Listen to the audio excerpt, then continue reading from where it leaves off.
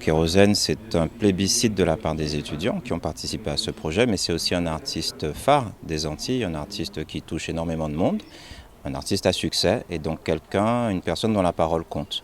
Et donc on a voulu, dans ce souci de proximité avec les étudiants, l'inviter et lui permettre d'échanger avec nos étudiants sur des questions d'engagement, d'instruction, de nécessité de cette instruction dans la vie, pour qu'il partage son expérience aussi de vie avec eux. Et en ces périodes critiques de pandémie, de conflits sociaux, c'était important qu'ils puissent échanger avec les étudiants et leur redonner un peu d'énergie, un peu de confiance pour qu'ils poursuivent leur route qui n'est pas tout le temps facile. Il était important aussi pour cet artiste de parler de l'instruction, de l'importance de l'instruction. Oui, c'est fondamental puisque chacun d'entre nous, à un moment dans son chemin de vie, est confronté à ce constat, je crois, qui est celui que l'instruction est capitale. Sinon, on reste bloqué, on a un plafond de verre au-dessus de la tête et on sait qu'on n'avancera plus par manque d'instruction, par manque de formation. Alors pas forcément des études universitaires, ça peut être de la formation à tous les niveaux, mais c'est fondamental dans la construction d'une femme ou d'un homme de s'instruire. Une masterclass à l'Université des Antilles à Kérosène peut paraître être une audace. Mais justement, c'est le rôle de l'université que d'innover, que de sortir des champs habituels, justement des chantiers et des sentiers battus. Et notre objectif réellement, en ouvrant l'université, en l'ouvrant à sa diversité, à sa complexité, c'est de l'ouvrir aussi à la pluralité. La Guadeloupe, les Antilles sont plurielles et elles sont complexes. Et Kérosène offre cette passerelle. Il nous permet d'atteindre des couches sociales, des classes sociales que nous ne pouvons pas atteindre de manière naturelle. Nous sommes considérés comme étant une élite et là l'université s'ouvre. Et l'ouverture au monde, elle implique justement d'embrasser la diversité du monde.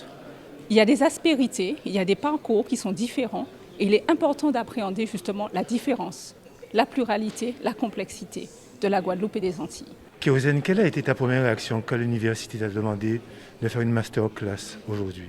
J'ai été honoré.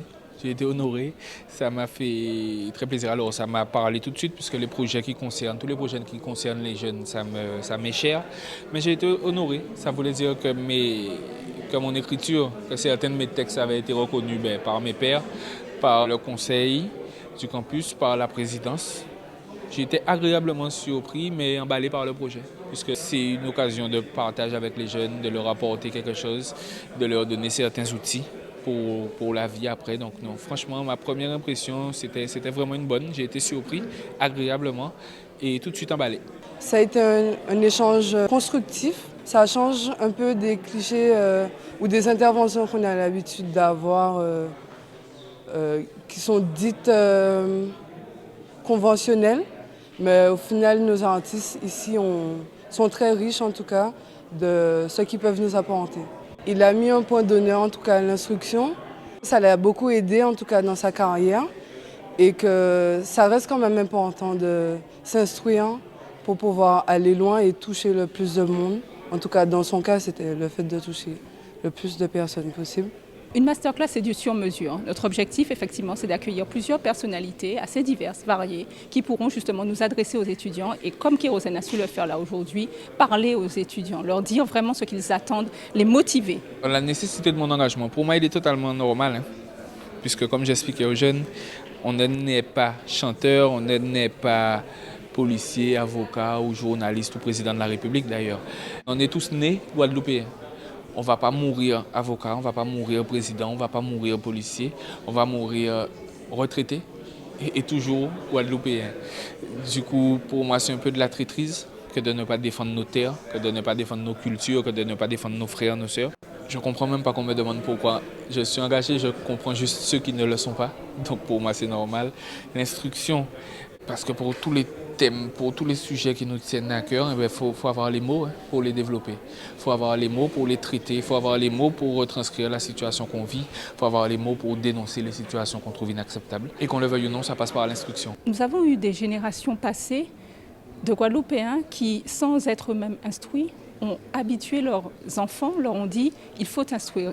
Le savoir, justement, tu dois le maîtriser. Même si eux, ils ne savaient pas parler, bien écrire, ils ne savaient pas bien s'exprimer en français, ils accordaient cette importance au savoir. Et nous avons voulu là aussi que cette nouvelle génération prenne la mesure de l'importance du savoir, de la connaissance, de l'instruction. Et c'est l'université, ce sont les diplômes, c'est la connaissance qui peut leur permettre justement d'avancer et de choisir les parcours qu'ils vont vouloir accomplir. faut que les jeunes soient instruits. Le diplôme, c'est un plus. C'est toujours bien, c'est souhaitable qu'ils aient leur diplôme. Mais déjà l'instruction, le savoir, le fait d'être curieux, le fait d'aller chercher à comprendre ce qu'on ne comprend pas, le fait d'aller chercher à chaque fois qu'on a un mot qu'on ne comprend pas, le fait de pouvoir s'exprimer, même si on ne maîtrise pas tel ou tel sujet, mais juste pouvoir s'exprimer de façon convenable. Et ça passe par l'instruction. Donc pour moi, ça a une place vraiment importante. Je n'ai pas de diplôme. Toutes les activités sociales que je peux avoir sont dues au fait que j'ai su agencer des mots bien pour faire une belle phrase. Et ça, je le dois à l'instruction. Au fait qu'il ait mis l'accent sur l'éducation, je suis tout à fait d'accord. Je pense que le rôle de l'éducation vient des parents, que les parents doivent instruire les enfants, ou en tout cas les influencer à faire de bons choix, de meilleurs choix. Pour la jeunesse, comme j'ai toujours dit, courir les étoiles azotes.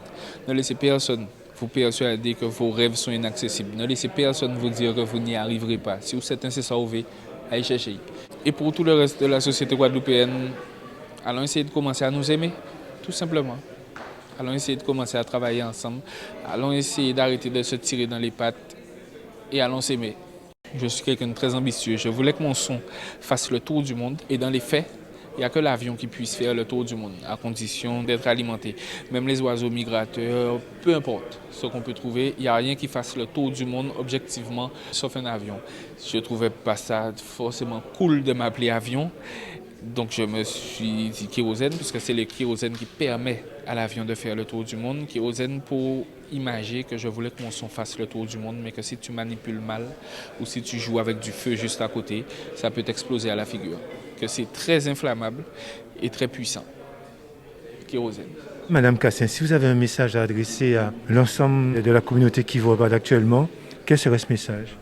Ce serait de dire que nous devons effectivement sortir des préjugés, des attentes habituelles et penser quelquefois out of the box. Je pense que cette démarche est innovante, elle est moderne et elle se veut être la traduction concrète de notre ouverture au monde, donc qui commence ici maintenant à s'ouvrir sur notre environnement propre et ensuite à conquérir le monde et à partager notre identité, notre culture avec le monde entier.